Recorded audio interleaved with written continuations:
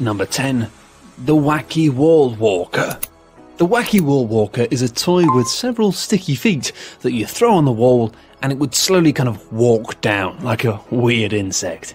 Ken Hatuka was sent the toy by his mother as a gift from China. Intrigued by the gooey, weird bug toy, he bought the rights for $100,000, initially slow until a reporter for the Washington Post found the product and wrote about it. The buzz associated with that resulted in nearly 250 million units being sold within a few months. I'm pretty sure when Ken made $80 million from all of them, not just the one I bought. I think it wasn't that expensive. Number 9. Yellow smiley faces. Harvey Ball was the first person to draw the famous smiley face, the PR company's client. Brothers Bernard and Murray Spain saw the icon and wanted to start a novelty store after realising its potential. They bought the legal rights to the mark along with its tagline, "Have a nice day." We all hate it now, but hey, it was pretty popular, sweeping America by storm, peaking in 1971.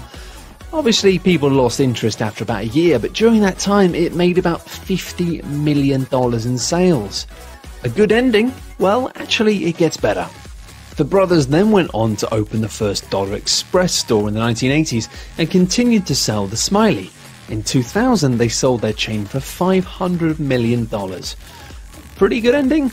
Well, not quite yet. The Smiley Company, which owns the trademark and copyright over the smiley face and name, is one of the 100 biggest licensing companies in the world and had a turnover of $167 million in 2012. Yeah, these guys just keep printing money. And to think that the guy who designed it made $45.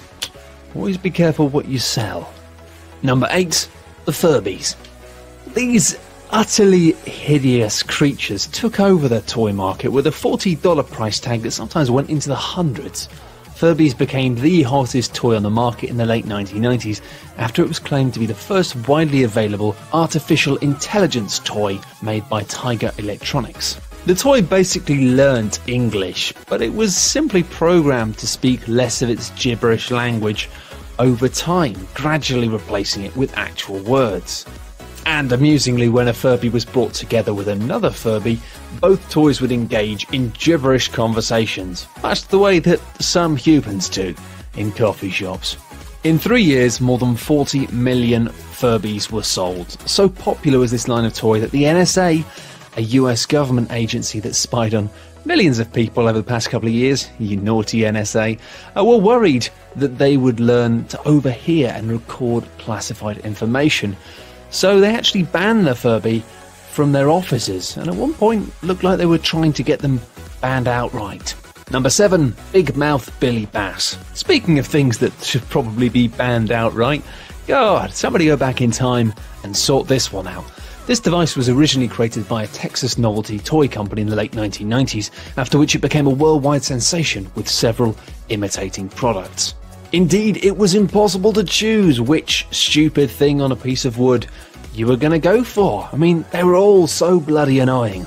Anyway, anyone who had the desire to irritate their family members or perhaps just had questionable taste, the singing fish became a hugely popular gag gift, leading to millions in sales. Millions! It wasn't even a very good joke.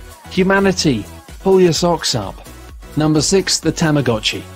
If you like the idea of cleaning up virtual excrement for hours on end, then you would have loved the Tamagotchi. I did. It was brilliant. In fact, it wasn't just me though. This egg-shaped chirping keychain thing sold 70 million units. Bandai's virtual pet device saw users feeding it, playing games with it, putting it to bed and cleaning up its waste.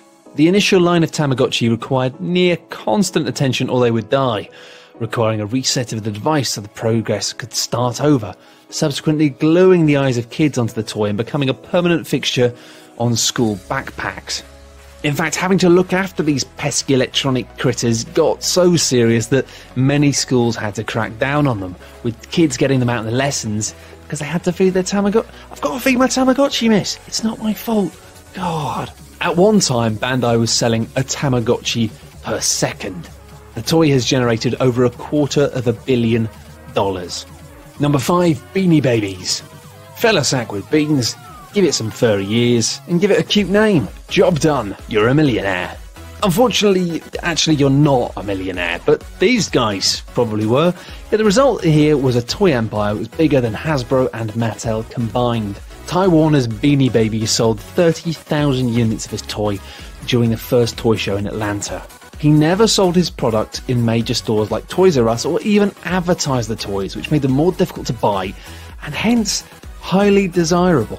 He would also purposefully retire some models after the initial stock had run out, making a few that existed extremely valuable and super collectible. How valuable, you ask? Well, Warner made more than $4 billion. A stupid invention, but a very smart inventor. These days, I don't know how much they're worth. Probably not as much as they were. Number 4, Billy Bob Teeth. Prosthetic dentures that make you look like an inbred hillbilly came to fruition thanks to a partnership between a dental student and an ex-college football player, both in need of cash to pay off student debt at the time. It paved the way for a line of silly novelty products, including zombie feet sandals and a hats with hair, which, spearheaded by these fake choppers, made more than 40 million. Something to chew on. Number 3, Plastic Wishbone. Simply because he was upset that only 2 people could make a wish from a holiday turkey, an argument by Ken Aroni ultimately led to his company that creates fake wishbones. During 2012, 30,000 plastic bones a day were being made, with over 2.5 million in sales. I'm not being funny, but you guys are aware that when you break the turkey wishbone and make a wish, it's not real.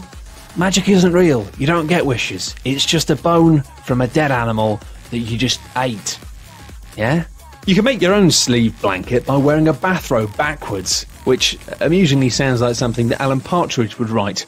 But obviously, a lot of people feel that this maybe makes you look a bit stupid. But looking stupid is no problem at all as far as Scott Boylan is concerned, and he made 200 million from creating the Snuggie, fueled by funny commercials that made it a media sensation. Several leading US talk show hosts also cover the product, which is ridiculous. So ridiculous, in fact, it couldn't be patented, leading to 20 million units being sold in its first year of availability.